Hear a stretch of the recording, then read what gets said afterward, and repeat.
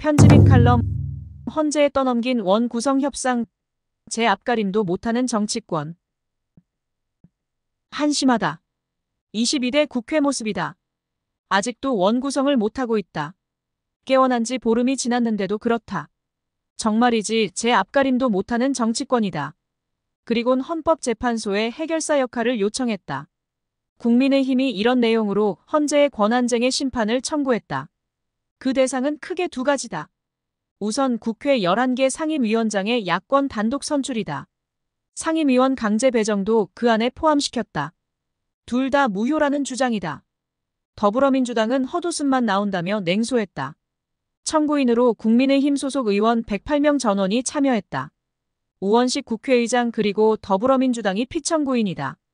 국민의힘과 의사 일정 합의도 없이를 가장 큰 이유로 삼았다. 추경호 국민의힘 원내대표가 원내대책회의에서 공식적으로 그렇게 밝혔다. 지난 5일 독단적으로 국회의장단을 선출하고 10일 상임위원장 선거를 강행했으며 상임위원까지 강제 배정했다고 지적했다. 추 원내대표는 그러면서 심대하게 침해당한 권리라며 모두 4가지를 나열했다. 국민과 헌법이 부여한 국민대표권, 국회의장 및 부의장 선출에 대한 참여권, 상임위원장 및 위원 선임 절차에 대한 참여권, 국회 안건에 대한 심의표결권 등이 그것이다. 이를 두고 반헌법적 독재적 행위라며 권한 침해 확인과 각 행위의 무효 확인을 청구하게 됐다는 것이다. 헌재를 향해 현명한 결정을 촉구한다는 말도 잊지 않았다. 무릇 자신들의 문제는 스스로 해결하는 게 정상이다. 그러지 못한다는 것은 부끄러운 일이다. 국가 지도자를 자처하는 정치판에서는 더 그렇다. 한 나라에서 잘났다는 사람들이 모인 곳이 정치권이다. 잘난 척하지 않는 정치인들을 본 적이 없다. 없는 강도 상상으로 만들어내는 사람들이다. 다리를 놓아주겠다는 허풍을 떨기 위해서다. 그런 정치인들이 지금 원 구성조차도 제대로 못하고 있다. 기본의 기본인데도 말이다. 그래놓고는 남의 손을 빌리겠다고 나섰다. 헌재는 헌법에 관한 분쟁이나 의의를 사법적 절차에 따라 해결하는 특별재판소다. 법원의 제청에 의한 법률의 위헌 여부 심판, 탄핵의 심판, 정당의 해산 심판, 법률이 정하는 헌법소원에 관한 심판 등에 대해 헌법재판 권한을 행사한다. 여기에 국가기관 상호 간, 국가기관과 지방자치단체 간 및 지방자치단체 상호 간의 권한쟁의에 관한 심판도 관장한다. 헌법 제6장 111조에 명확하게 규정돼 있다. 이번에 여당이 헌재에 청구한 바는 국가기관 상호 간 권한쟁의 심판에 해당한다. 다 아는 대로 국회의원은 개개인이 헌법기관이다. 여당 소속 의원 108명이 모두 헌법기관인 것이다. 국회의장은 물론 민주당 국회의원 170명도 역시 헌법기관이긴 마찬가지다. 따라서 청구인, 피청구인 모두 국가기관이니 청구 자격은 갖췄다. 여당은 이번에 국회 상임위원장 선출과 상임위원 배정 절차가 잘못됐다며 심판 청구 대상으로 삼았다. 특히 여당은 이번 청구에서 여야 합의 없이라는 단어에 방점을 찍었다. 이는 헌법이 아니라 국회법 관련 규정을 살펴야 한다. 국회법 제41조 2항에 따르면 상임위원장은 해당 상임위원 중에서 본회의에서 선거한다고만 되어 있다. 상임위원 선임은 국회의장 권한이다. 국회법 제48조 1항의 교섭단체 소속 의원 수의 비율에 따라 각 교섭단체 대표 의원의 요청으로 의장이 선임하거나 개선한다는 것이 규정이다. 국회법 어디에도 상임위원 선임과 상임위원장 선거에 여야 합의라는 단어는 나오지 않는다. 야당이 헌재에서 방어막을 칠 수 있는 결정적 근거다.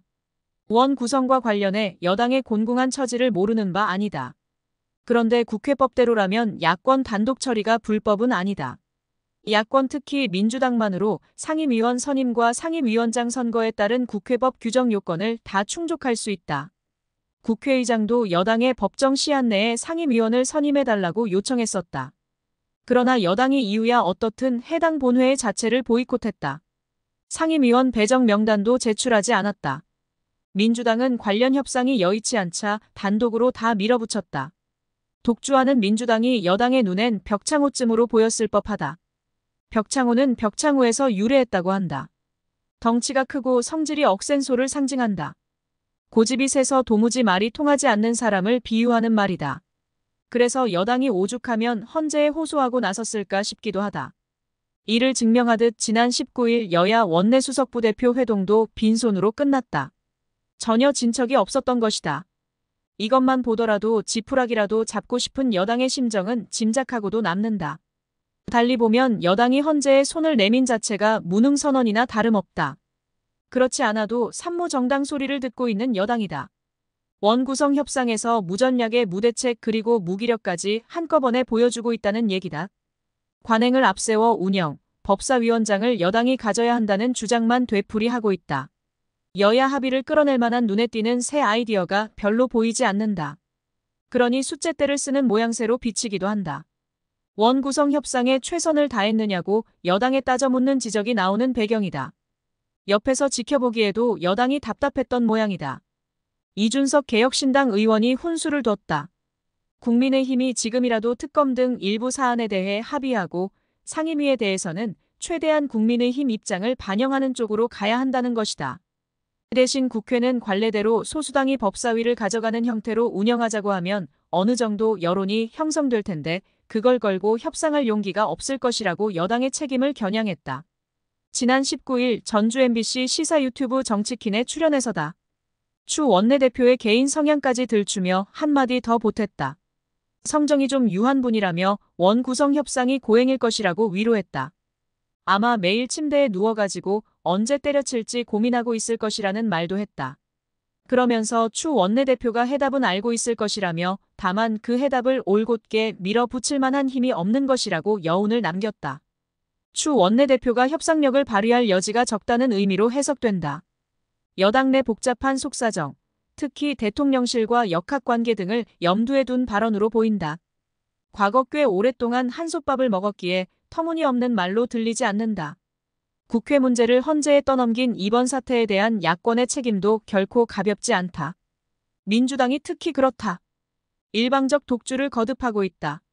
이른바 방송 3법을 속전속결로 처리하는 과정이 그 전형이다. 야권은 민주당 주도로 방송법, 방송문화진흥회법, 한국교육방송공사법 개정안을 과학기술정보방송통신위원회 전체회의에서 의결했다.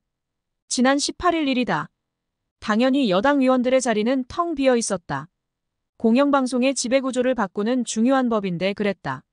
방송통신위원회법 개정안도 이날 함께 처리했다. 방통위회의 개의와 의결에 필요한 최소 인원을 규정하는 내용이었다. 이게 총선 민심이라고 민주당은 주장했다. 이날 과방위 회의가 끝난 후 민주당 소속 과방위원들이 기자회견을 통해서 그런 말을 했다. 총선 민심이 민주당에 더 많이 쏠렸던 것은 맞다. 그러나 여당에도 많은 국민들이 마음을 주었다. 민주당 득표율은 약 51%였다. 여당도 약 44%를 얻었다. 득표율 차이라야 약 7% 정도다. 여당 지지자가 1215만여 명이었다. 민주당 지지자 1397만여 명과 비교해 182만여 명 적었다. 여당 지지 민심도 못지않게 막강했다는 얘기다. 다만 전체 의석수에서 여당이 크게 밀린 것뿐이다. 익히 알려진 대로 민주당 171석, 여당 108석이었다. 여당이 63석 적게 얻은 것은 현행 소선거구제 탓이 크다.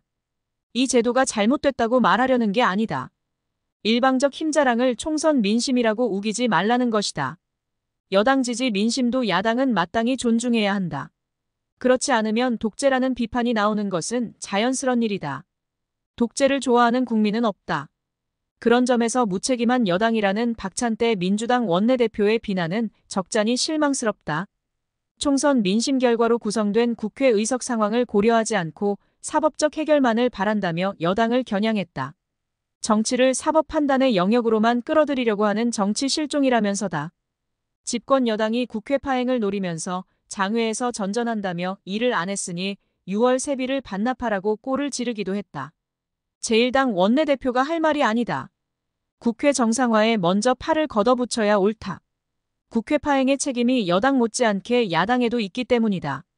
어쩌면 제1당에 더 큰 책임이 있는지도 모른다.